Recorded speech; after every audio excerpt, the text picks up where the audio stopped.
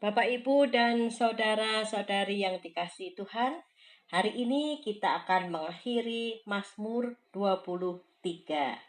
Mazmur 23 ayat 6, kebajikan dan kemurahan belaka akan mengikuti aku seumur hidupku, dan aku akan diam dalam rumah Tuhan sepanjang masa. Mazmur 23 ini seluruhnya menunjukkan pemeliharaan yang luar biasa dari seorang gembala. Nampak relasi yang sangat kuat antara tanggung jawab dari gembala dan tanggung jawab dari dombanya. Sang gembala bertanggung jawab untuk memelihara domba-dombanya. Domba bertanggung jawab untuk mempercayai sang gembala. Semua pemeliharaan sang gembala terangkum dalam sebuah pengakuan dari sang domba. Kebajikan dan kemurahan belaka akan mengikuti aku seumur hidupku. Pengakuan yang menunjukkan bahwa di tangan sang gembala, domba akan baik-baik saja. Bersama sang gembala, domba akan diikuti oleh kebajikan dan kemurahan, bahkan saat domba berada di lembah kekelaman atau sedang terancam oleh musuh. Bapak, Ibu, dan saudara-saudari yang dikasihi Tuhan, berapa banyakkah dari kita yang menyadari kalau kita selalu diikuti oleh kebajikan dan kemurahan Tuhan? Saat hidup berjalan mudah dan penuh keberhasilan, tubuh sehat, usaha lancar, tentu mudah untuk mengakui bahwa kebajikan dan kemurahan Tuhan menyertai kita. Tetapi bagaimana ketika hidup terasa sulit dan penuh dengan kegagalan? Ada sakit penyakit pada tubuh kita, usaha kita sedang terpuruk. Sanggupkah kita berkata bahwa kebajikan dan kemurahan Tuhan mengikuti kita?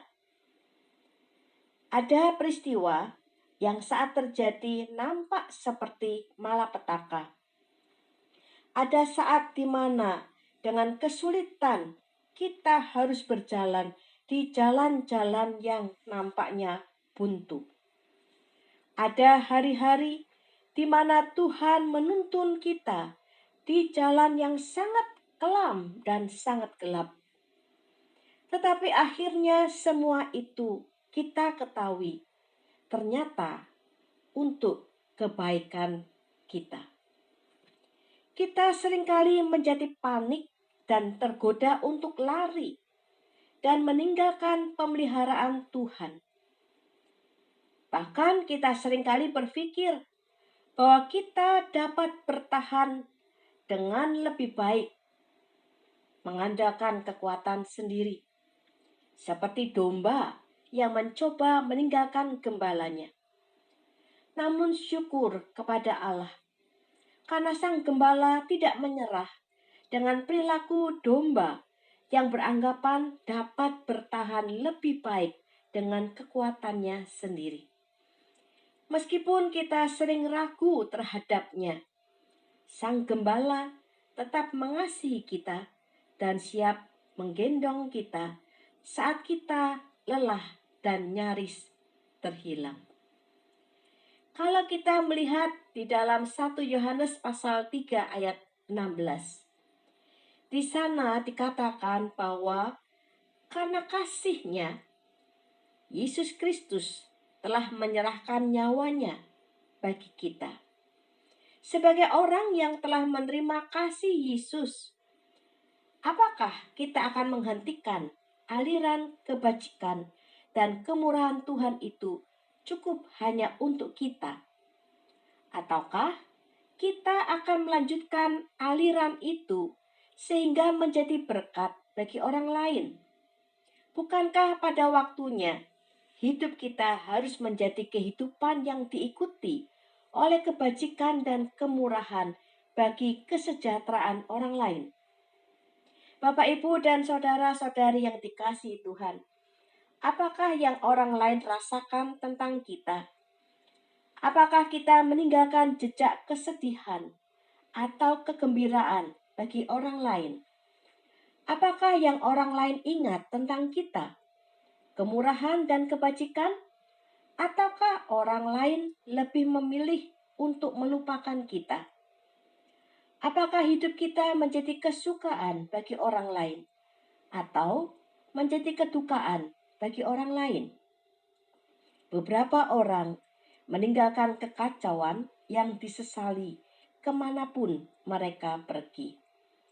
Satu-satunya ukuran yang nyata dan praktis dari penghargaan kita terhadap kebajikan dan kemurahan Tuhan adalah sejauh mana kita pada gilirannya siap menunjukkan kebajikan dan kemurahan kepada orang lain. Sang gembala puas melihat dombanya terpuaskan. Namun domba seringkali lupa bahwa tanggung jawab domba adalah memuaskan sang gembala. Kepuasan sang gembala adalah ketika domba juga menjadi alat berbagi kebajikan dan kemurahan kepada domba yang lain. Inilah wujud kasih domba kepada gembala yang sudah lebih dahulu mengasihi dombanya. Mazmur 23 ditutup dengan sebuah kalimat, "Dan aku akan diam dalam rumah Tuhan sepanjang masa." Seekor domba yang begitu puas dengan pemeliharaan yang diterimanya, membuatnya begitu betah dengan sang gembala, sehingga tidak ingin berpaling dari gembalanya. Pada musim panas, sang gembala membawa domba ke dataran tinggi untuk mendapatkan padang rumput hijau. Pada musim gugur, datanglah badai dan hujan, bahkan hujan es yang memaksa domba turun ke kaki bukit dan kembali ke rumah peternakan untuk musim dingin yang lama. Gembala dan domba pulang ke rumah. Rumah dapat berarti juga keluarga atau kawanan domba dari sang gembala. Mari kita membayangkan Mazmur 23 ayat 6 ini, yaitu ketika domba pulang ke rumah peternakan. Domba-domba itu berdiri di depan pagar dan bermegah di hadapan domba-domba tetangga yang tidak dipelihara oleh gembalanya. Domba-domba ini membanggakan waktu-waktu yang mereka lalui bersama sang gembala yang baik. Nah, Bapak, Ibu, dan saudara-saudari yang dikasihi Tuhan, seharusnya kita pun bangga menjadi milik Kristus. Seharusnya kita senang saat menoleh ke belakang, kita melihat masa lalu yang menakjubkan karena pemeliharaan sang gembala yang tidak berkesudahan. Kita harusnya senang menyaksikan kebaikan sang gembala di dalam kehidupan kita dan senang menjadi kawanan dombanya. Aku akan diam dalam rumah Tuhan sepanjang masa dapat juga diartikan aku akan tinggal di hadirat Tuhan selamanya. Ini merupakan perasaan yang paling utama di dalam hidup Daud ketika ia mengakhiri kidung pujiannya. Seperti Daud, saat kita merespon sang gembala dan bergerak selaras dengan harapannya, kita akan mendapati hidup ini sungguh memuaskan dan berarti. Karena Tuhan ada dekat dengan kita dan kita hidup dikelilingi oleh hadirat-Nya. Kita akan tinggal dalam hadirat Tuhan. Kita akan tinggal dalam pemeliharaan Tuhan selama-lamanya.